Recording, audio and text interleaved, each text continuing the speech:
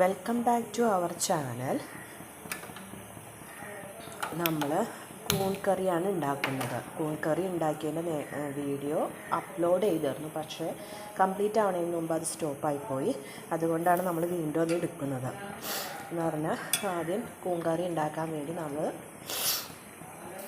ചീഞ്ചട്ടിയിൽ എണ്ണ ഒഴിക്കുക, സവാള, വെളുത്തുള്ളി, ഇഞ്ചി പേസ്റ്റ്, പച്ചമുളക് ഇതെല്ലാം വഴറ്റി വന്നതിന് ശേഷം വഴറ്റുന്നതിന് വേണ്ടി നമ്മൾ ഇച്ചിരി ഉപ്പും ആഡ് ചെയ്യുക.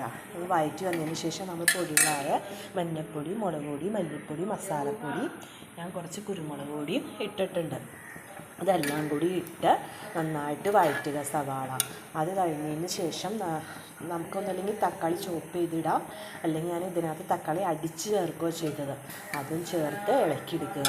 അതിന് ശേഷം നമ്മൾ കൂണ് നമ്മൾ വേവിച്ച് വെച്ചിട്ടുണ്ട്, ബോയിൽ ചെയ്ത് വെച്ചിട്ടുണ്ട് ഉപ്പിട്ട്.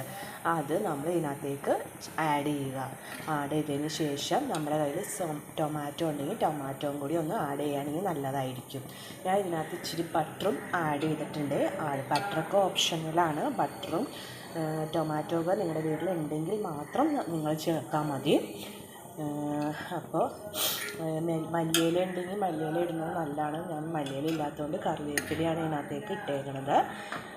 അപ്പോൾ നമുക്ക് ഇത് ഒന്നല്ലെങ്കിൽ കൂൺ കറി നമ്മൾ ചപ്പാത്തിയുടെ കൂടെ കഴിക്കാം, ഇടിയപ്പം, അപ്പം ഇതിൻ്റെ കൂടെയൊക്കെ കഴിക്കാവുന്നതാണ് കൂൺ കറി. അപ്പോൾ നമുക്ക് കൂൺ കറി കഴിക്കാൻ വേണ്ടി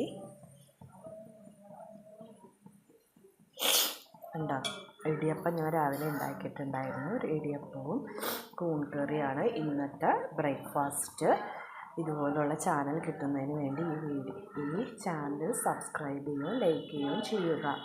താങ്ക് യു ഓൾ. അസ്സലാമു അലൈക്കും.